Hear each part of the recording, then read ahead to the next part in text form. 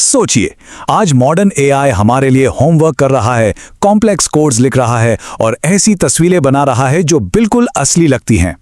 कुछ लोग तो यहां तक कहते हैं कि फ्यूचर में एआई इंसानों को पूरी तरह रिप्लेस कर देगा। लेकिन एक पल के लिए रुकिए, इस चमकती हुई एडवांस्ड टेक्नोलॉजी के पीछे एक थोड़ा खौफनाक और अंधेरा सच छिपा है।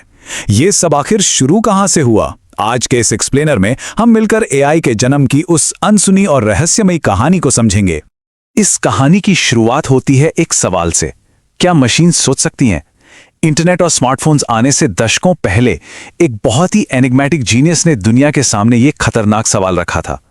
ये एक ऐसा सवाल था जिसने आगे चलकर पूरी मानवता का भविष्य हमेशा के लिए बदल दिया।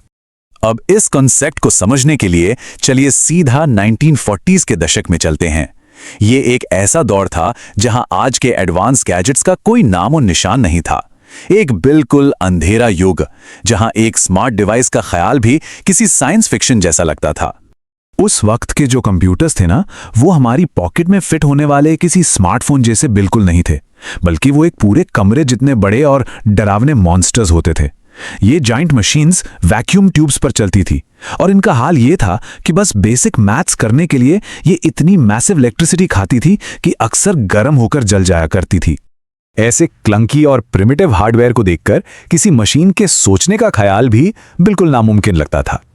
इन अर्ली मेन फ्रेम्स के पास मेमोरी के नाम पर सिर्फ कुछ किलोबाइट्स होते थे।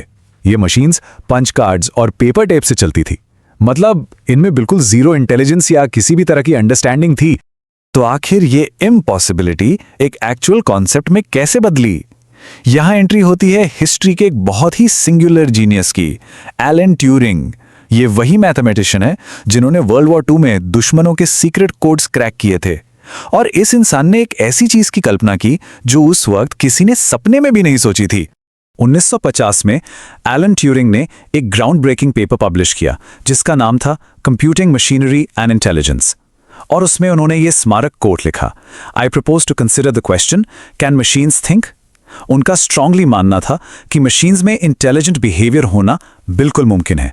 इस एक सेंटेंस ने हिस्ट्री को एक डीप ग्रेविटी और एक नई दिशा दे दी। इसका एक किस्सा सुनने वाला है। 1950s में ही ट्यूरिंग ने ट्यूरोचैम्प नाम के एक चेस प्रोग्राम लिखा, लेकिन कहानी में यहां एक डार्क ट्विस्ट था। उस वक्त के सबसे एडवांस कमर्शियल कंप्यूटर्स में भी इतनी पावर नहीं थी कि वो इस प्रोग्राम को चला सके।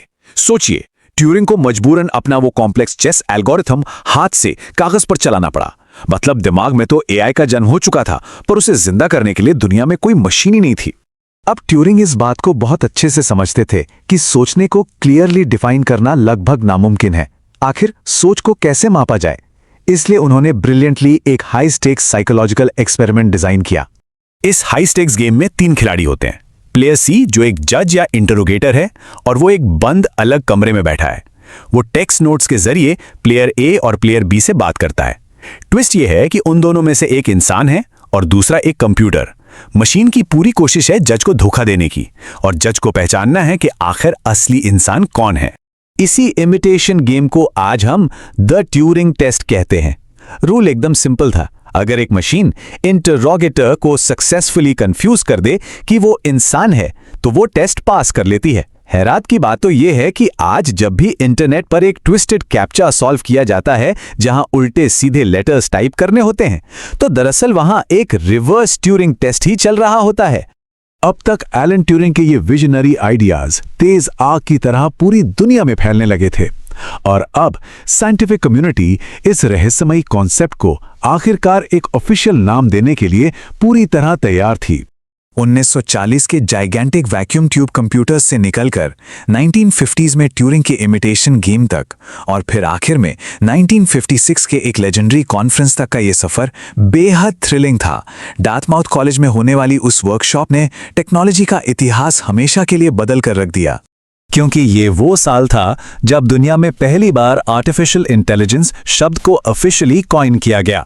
डार्टमाउथ वर्कशॉप से एक मैसिव हाइप और बोल्ड प्रॉमिसेस की सुनामी आई।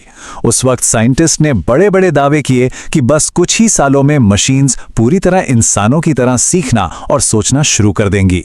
पर कहानी यहां से एक डार्क और चिलिंग टर्न लेती है, क्योंकि ये सारी ओवर कॉन्फिडेंस और हाइप अब एक बहुत कड़वी सच्चाई से टकराने वाली थी।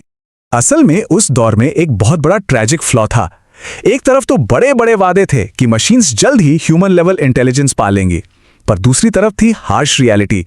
उस वक्त के प्रिमिटिव हार्डवेयर, वीक प्रोसेसर्स और कुछ किलोबाइट्स की मेमोरी वाले कंप्यूटर्स के साथ सच्ची एआई को ट्रेन करना ऑलमोस्ट इम्पॉसिबल था।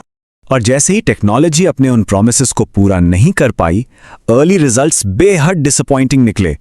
एक खौफनाक चेन रिएक्शन शुरू हो गई।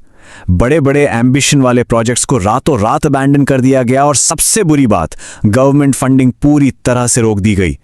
एआई का सपना जैसे बुरी तरह टूटने लगा था। ये एक ऐसा डेवस्टेटिंग एरा था जिसे हिस्ट्री में एआई विंटर का नाम दिया गया। एक ऐसा पीरियड जहां रिसर्च लैब से लेकर मीडिया तक हर जगह सिर्फ निराशा थी। $1 बिलियन की इंडस्ट्री तबाह होने लगी और हालात यहां तक पहुंच गए थे कि लोग आर्टिफिशियल इंटेलिजेंस शब्द तक इस्तेमाल करने से डरने लगे थे। उस प्रिमिटिव हार्डवेयर फेलियर की वजह से आई इस तबाही ने एक बार को सब कुछ रोक दिया था। लेकिन यहां एक सबसे बड़ा सवाल बाकी था।